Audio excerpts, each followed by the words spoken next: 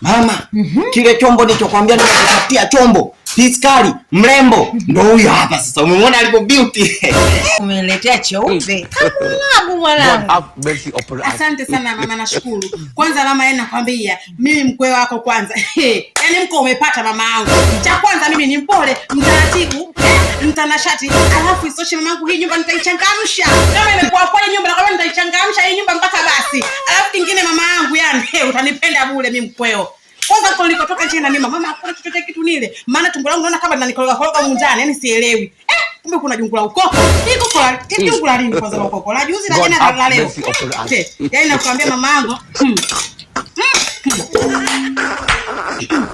Mama, uko nyumbani kuna vitunguu, hoho, karoti na nyanya. Maana nataka nikupika kwa mkojo yule mama yangu mkwe mpaka leo. Yaani unasema kama wewe nimepata kweli mtu.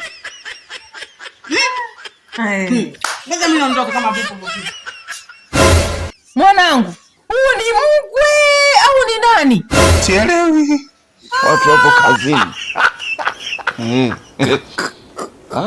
Nisisemi. Najua wenyewe.